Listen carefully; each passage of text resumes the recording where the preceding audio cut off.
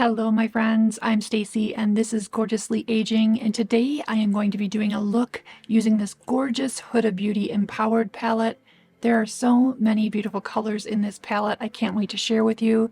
I'm going to be a little bit outside of my comfort zone in that this is a very close-up video so that you can see details. Please keep in mind I am 51 years old, so I am not in perfect condition. We are going to start out with the NYX Tinted Brow Mascara in the color Brunette. Now, I had thyroid cancer back in 2000, so I have very few natural brow hairs, so this really helps pick up the little teeny tiny fine hairs that I do have and give a more natural look to my brows. We're then going to move on to the Revlon Color Stay Skin Awaken. This has caffeine and vitamin C. This is a 5-in-1 concealer, and we're going to use this as a base or a primer for the eyeshadow. Here I'm using an e.l.f. concealer brush to blend that in. You can see here that I have both hooded and deep set eyes, a double whammy. I'm going to use the Translucent Loose Setting Powder by Laura Mercier on a big fluffy brush just to set in that concealer so that we don't get creasing. So I thought I would try some post-it notes here instead of eyeshadow guards because I ran out of my normal eyeshadow guards. We're going to go in with the color Power here. This is just a little bit more orangey than skin tone and just build up a little bit of a false crease above that hooded natural crease. This is going to make the eyes look a little more open, and we're going to just work up some depth and dimension. This is our base color. We're going to go in then with Best Self and just deepen that up just a little bit below so that we can create a monochromatic ombre effect where it's darker and goes up to lighter as it gets closer to the brow. Because my skin is getting a little looser with age, I try to be very gentle and pat more than swipe. Then I'm going to go in with this gorgeous color Legacy and just deepen up the outer V and bring it up towards the tail of the brow for some upward lift. I'm taking a flat brush and we're going to go into this color that we started with, Power, and just lay that down over the movable lid. This brings some brightness into the inner corner. This is an easy monochromatic look. We're going to go back in with Power and just buff that edge and up towards the brow. Because I have deep set eyes, I have to kind of work on this area just a little bit just to create the appropriate contour up towards the brow. I'm going to remove the post-it notes and you can see it gives a very sharp line. We are going to buff that out in just a second using that patting method with the e.l.f. concealer brush.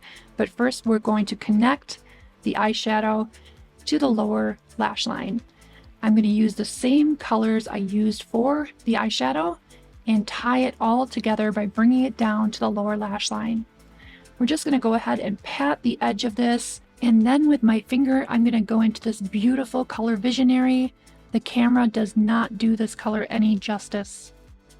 It is absolutely stunning. I'm going to dip into the color Power on the other side of my flat brush and brighten up that inner corner. I typically try to pat more than pull on the skin, being as gentle as possible. With a small pencil brush, I'm going to take that color Visionary and create an inner highlight, and then just swoop that up into the eyeshadow. And then using this Stila Stay All Day eyeliner, one of my all-time favorites, we're going to create a soft little eyeliner close to the lashes. You can see I have almost no lashes and a tiny little wing. I love the precision of this eyeliner. It is so easy to use to get in the inner corner and to get in the tight line area, and it really does stay all day. I am going to use the Maybelline Sky High Mascara and just give a coat to my lashes before putting on falsies. My daughters absolutely love this mascara. They have really nice lashes, but it gives them the nicest separation and lift. I like to use a Q-tip on the inner corner of my eye to make sure there isn't anything caking up or looking creasy. So here's the look without the lashes on, and we'll get the lashes on so you can see the difference. I like to use 2 steps for glue so that there is no lifting in the corners.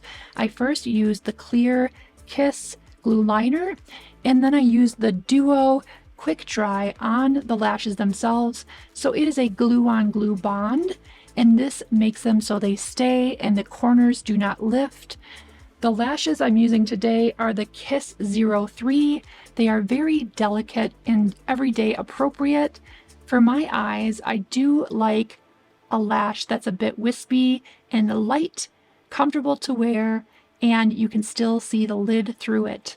I'm going to use my mascara on these falsies just to make them look a little more natural and knock off any powder that might be on the lashes.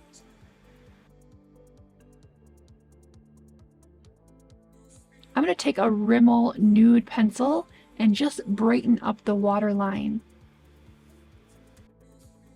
I often don't do my bottom lashes because they are so tiny, but today I did hit them with a little bit of that Maybelline Sky High mascara.